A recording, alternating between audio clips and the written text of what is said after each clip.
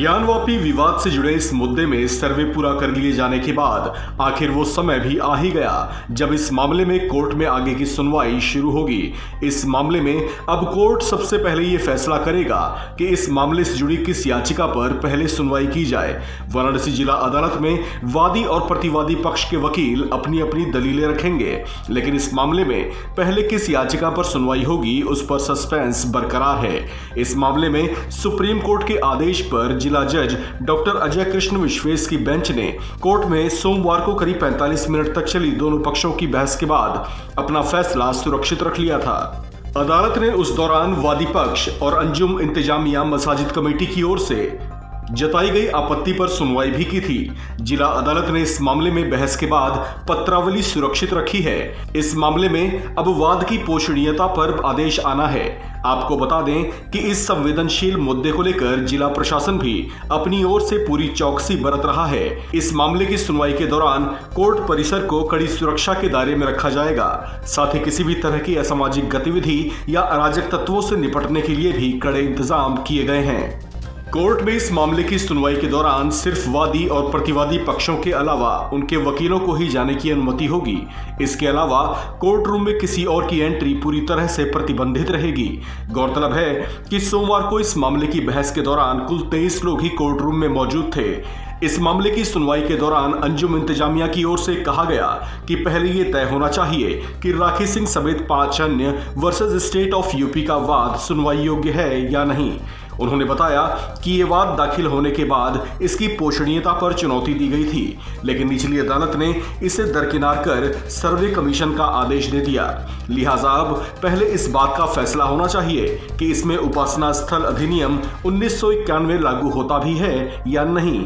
वादी पक्ष के वकील विष्णु जैन की ओर से रखी गई दलील में कहा गया कि इस मामले में कमीशन कार्रवाई की वीडियो, फोटोग्राफ इस मामले से जुड़े अहम सबूत हैं। उन्होंने कोर्ट से ये गुजारिश भी की कि सर्वे की वीडियो और फोटोग्राफ्स की एक अतिरिक्त कॉपी तैयार की जानी चाहिए। उसके बाद ही दोनों पक्षों की आपत्ति पर यह तय होना चाहिए कि वाद पोषणीय है कि नहीं।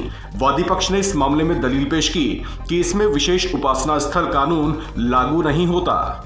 वादी पक्ष के वकील हरिशंकर जैन ने अपनी खराब स्वास्थ्य का हवाला देते हुए कोर्ट से 1 हफ्ते के अतिरिक्त समय की मांग की है। डीजीसी सिविल की ओर से कहा गया कि इस मामले में प्रतिवादी पक्ष की ओर से विशेष उपासना स्थल कानून को लेकर दाखिल किए गए आवेदन की कॉपी मुहैया नहीं कराई गई है। झारखंड की निलंबित आईएएस अफसर पूजा सिंघल के खिलाफ ईडी की कार्रवाई जारी है। मनी लॉन्ड्रिंग और आय से अधिक संपत्ति के मामले में गिरफ्तार पूजा सिंघल के खिलाफ अब ईडी की टीम पूरी कुंडली खंगाल रही है। खबर है कि मंगलवार को ईडी ने झारखंड में 6 जगहों और बिहार के मुजफ्फरपुर में एक स्थान पर छापेमारी की है। यहां ईडी के हाथ बड़े सुराग लग सकते हैं। बताया जा रहा है कि ईडी की छापेमारी अनिल झा के यहाँ भी हुई है। अनिल झा पर गिरफ्तार आईएएस पूजा सिंघल और खान विभाग में ऊपर तक काली कमाई पहुंचाने का आरोप है। अनिल पूजा सिंघल के पति अभिषेक झा के भी करीबी हैं। सूचना ये भी है कि ईडी ने अनिल झा के भाई और दुर्गा डेवलपर्स के मालिक दुर्गा झा और एक अन्य संबंधित के यहाँ भी छापेमारी की है। आपको बता दें कि इससे पहले बिहार के मुजफ्फरपुर में छापेमारी हो चुकी है। ऐसे में एक बार फिर से बिहार के मुजफ्फरपुर में हो रही छापेमारी को लेकर कहा जा रहा है कि कुछ और भी जानकारी यहां से ईडी को मिल सकती है। बता दें कि निलंबित आईएएस पूजा सिंघल का बिहार कनेक्शन रहा है। पूजा सिंघल का बिहार के मुजफ्फरपुर में ससुराल भी है। फिलहाल पूजा सिंघल अभी रिमांड पर हैं। निलंबित आईएएस पूजा सिंघल और उनके सीए सुमन को प्रवर्तन निदेशालय की स्पेशल पीएमएलए कोर्ट में पेश किया गया था। इस दौरान ईडी ने कोर्ट से पूजा सिंघल की 6 दिन की रिमांड की डिमांड भी की थी, लेकिन कोर्ट ने 20 मई को 5 दिन की रिमांड को मंजूरी दी थी। सीए सुमन होटवार जेल में फिलहाल बंद है। बता दें कि सिंघल को जांच एजेंसी ने 11 मई को झारखंड के खूंटी में मनरेगा फंड के कथित गबन से जुड़े मनी लॉन्ड्रिंग मामले में गिरफ्तार किया था। ईडी ने 4 राज्यों में कई स्थानों पर छापेमारी के बाद पूजा सिंघल को गिरफ्तार किया। एजेंसी ने कथित तौर पर उसके चार्टर्ड अकाउंटेंट सुमन कुमार के आवास से करीब 19 से 20 करोड़ रुपए के आसपास बरामद किए थे। All India backward and minority communities employees federation ने 25 मई यानी कि बुधवार को भारत बंद का ऐलान किया है। ये बंद केंद्र सरकार के उस फैसले के खिलाफ बुलाया गया है जिसमें केंद्र ने कहा है कि वो ओबीसी के लिए जाति आधारित जनगणना नहीं कराएगी। बहुजन मुक्ति पार्टी के सहारनपुर जिला अध्यक्ष नीरज धीमन ने कहा कि फेडरेशन जाति आधारित जनगणना के अलावा चुनाव में ईवीएम से चुनाव नहीं कराए जाने की भी मांग कर रहा है। उन्होंने कहा कि प्राइवेट सेक्टर में भी SC, ST, OBC आधारित आरक्षण होना चाहिए। Backward and minority communities employees federation की तरफ से बुलाए गए देशव्यापी बंद को बहुजन मुक्ति पार्टी, बहुजन क्रांति मोर्चा ने भी अपना समर्थन दिया है। राष्ट्रीय पिछड़ा वर्ग मोर्चा के राष्ट्रीय अध्यक्ष विकास पटेल के नेतृत्व में इस बंद को बुलाया गया है।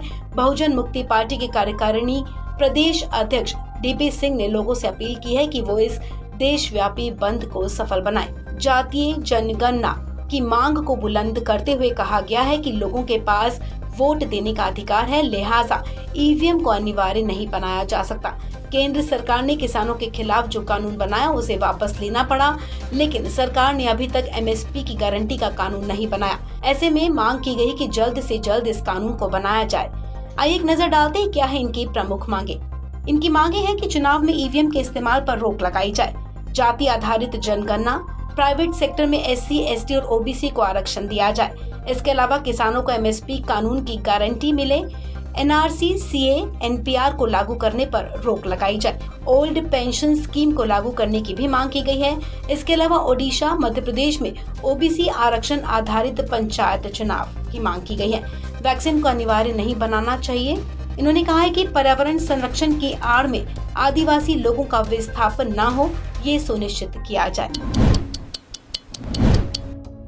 देश अभी कोरोना महामारी से उभर ही रहा था कि अब नई बीमारी मंकी पॉक्स आने से हड़कंप मच गया है। दुनिया के कई देशों में मंकी पॉक्स के मामले सामने आ रहे हैं। अब तक 100 से ज्यादा मामले यूरोप में आ चुके हैं। दुनिया के 11 देशों में मंकी पॉक्स वायरस फैलने के बाद भारत में भी इसका खतरा मंडरा रहा है।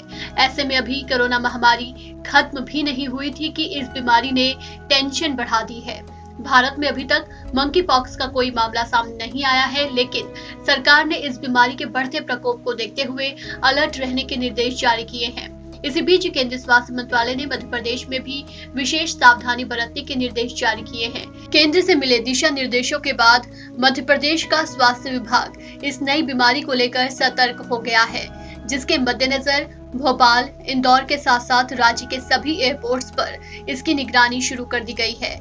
मंकी पॉक्स से संबंधित गाइडलाइंस स्वास्थ्य विभाग जल्द जारी कर सकता है। फिलहाल अब तक कोई केस सामने नहीं आया है, लेकिन संदिग्ध मरीज लगने पर उसके सैंपल की जांच कराई जाएगी। इस जांच रिपोर्ट को national institute of virology Pune भेजा जाएगा।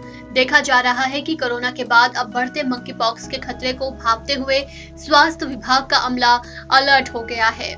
वहीं मंकी पॉक्स को लेकर मुंबई में भी अलर्ट है। मुंबई के नगर निकाय ने यहां के कस्तूरबा अस्पताल में संदिग्ध मरीजों को अलग रखने की व्यवस्था की है, जिसके तहत 28 बिस्तरों वाला एक वार्ड तैयार किया गया है। एहतियात के तौर पर ये वार्ड तैयार किया गया है। बता दें कि मंकी पॉक्स एक दुर्लभ बीमारी है जो जानवरों से मनुष्यों में फैलने वाले वायरस के कारण होती है। एक्सपर्ट्स के मुताबिक मंकी पॉक्स के लक्षण चेचक की तुलना में कम गंभीर होते हैं। इसके लक्षणों के बारे में बात करें तो व्यक्ति में बुखार, सिर दर्द, कमर दर्द, मांसपेशियों में दर्द, थकान, कपकपी छूटना जैसे लक्षण पाए जाते हैं। देश में कोरोना वायरस संक्रमण के मामलों में उतार चढ़ाव का दौर जारी है। बता दें कि स्वास्थ्य मंत्रालय रोजाना कोरोना के आंकड़े शेयर करता है। उसी के मुताबिक रोजाना हम भी आपको कोरोना अपडेट देते हैं। कोरोना अपडेट में हम आपको रोजाना ये जानकारी देते हैं कि देश में कितने नए मामले दर्ज किए गए, कितनी मौतें हुई, कितनी वैक्सीन लगाई गई, कितने टेस्ट किए गए, कितने मरीज ठीक हुए हैं और देश के अलग अलग राज्यों में कोरोना का क्या हाल है। तो शुरू करते हैं आज का अपडेट। आज यानी कि मंगलवार को आए मामलों में कमी देखी गई है। आज के ताज़ा मामले कल के मुकाबले 17% कम आए हैं। पिछले 24 घंटे में कोरोना वायरस के 1675 नए मामले सामने आए हैं। इसके साथ ही देश में अब कुल कोविड संक्रमितों की संख्या बढ़कर अब 4,31,40,068 हो गई है। बीते 24 घंटे में कोरोना से 1635 मरीज ठीक हुए हैं। देश भर में फिलहाल कुल एक्टिव केस की संख्या में सिर्फ 9 का इजाफा हुआ है। एक्टिव केस की संख्या 15,000 से नीचे चली गई है। एक्टिव केस अब 14,841 हो गए हैं। इसके साथ ही अब तक देश भर में कुल 4,26,737 लोग इस महामारी को मात दे चुके हैं। वहीं महामारी के कारण जान गंवाने वालों की बात करें तो कोरोना से बीते 24 घंटे में 31 मरीजों की जान गई है। कोरोना से देश में अब तक कुल 5,24,490 लोगों की जान जा चुकी है। स्वास्थ्य मंत्रालय के मुताबिक अब तक वैक्सीन की कुल 192,52,70,955 डोज लग चुकी है और बीते दिन 13,76,878 डोज लोगों को दी जा चुकी है। राज्यों में कोरोना की स्थिति पर बात करें तो देश की राजधानी दिल्ली में लगातार कई दिनों से कोरोना वायरस के नए मामलों में बढ़ोतरी दर्ज की जा रही थी। वहीं सोमवार को कोरोना संक्रमण की रफ्तार में काफी कमी आई है। दिल्ली में बीते 24 घंटे में कोरोना के महज 268 नए केस सामने आए हैं। वहीं कोरोना संक्रमण से किसी भी मरीज की मौत नहीं हुई। महाराष्ट्र में बीते 24 घंटे में कोरोना के 208 नए मरीज मिले, जिसके बाद कुल संक्रमितों की संख्या बढ़कर यहां 78,83,010 हो गई है। वहीं राहत की बात यह है कि लगातार 5 दिनों से कोरोना संक्रमण के कारण किसी भी मरीज ने दम नहीं तोड़ा है। मुंबई की बात करें तो यहां बीते 24 घंटे में कोरोना के 150 मामले सामने आए हैं। इस खबर में फिलहाल इतना ही। तमाम अपडेट्स के लिए बने रहिए वन इंडिया के साथ।